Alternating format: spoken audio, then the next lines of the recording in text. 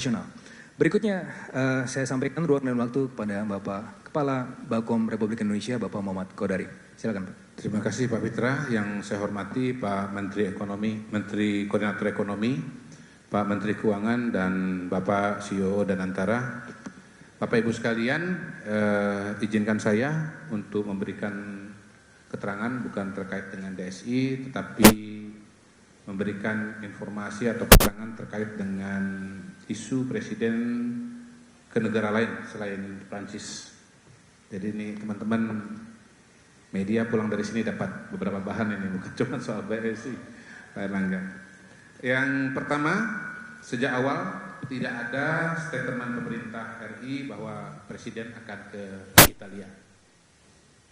Yang kedua, jadwal resmi memang hanya ke Prancis. Yang ketiga, bila di perjalanan ada rencana akan ke tujuan yang lain, itu sebatas rencana sampai ada penyampaian resmi dari pemerintah. Yang keempat, kunjungan kenegaraan Presiden ke Prancis sudah diumumkan oleh Menteri Luar Negeri kita, Pak Sugiono, bahkan semenjak tanggal 22 April 2026. Kalau teman-teman membuka file ke belakang, sudah dinyatakan oleh Pak Sugiono, dan waktu itu beliau mengatakan dalam kutipan langsung, dan juga ada rencana kunjungan kenegaraan Presiden Prabowo ke Prancis dalam waktu dekat.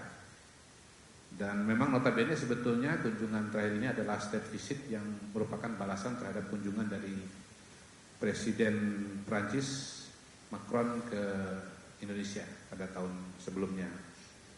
Kemudian Pak Sugiono pada kesempatan itu sudah menyampaikan beberapa target kerjasama. Yang pertama adalah di bidang ketahanan, karena kita semua tahu bahwa pemerintah Indonesia telah memperoleh sejumlah alat utama sistem perjanjian alutsista dari Prancis.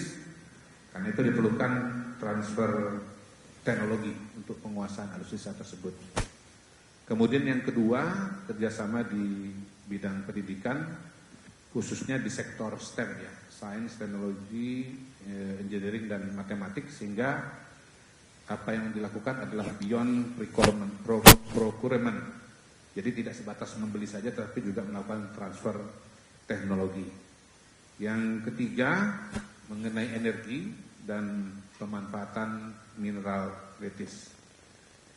Di luar itu dapat ditambahkan bahwa memang kita semua mengetahui bahwa ada hubungan personal yang sangat kuat antara kedua kepala negara, dan kita tahu bahwa modal sosial itu tidak kalah pentingnya dibandingkan dengan modal-modal yang lain, baik itu modal ekonomi maupun modal politik, dalam hal membangun hubungan baik dan kerjasama antar negara. Bapak Presiden Prabowo adalah figur yang unik, mungkin satu-satunya di dunia yang bisa memiliki hubungan yang sangat baik dengan kekuatan-kekuatan besar adidaya.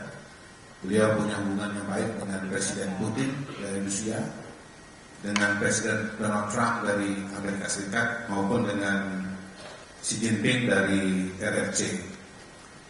Semua ini tentu kita rasakan manfaatnya dalam konteks situasi dan kondisi pada hari ini maupun pada konteks masa depan.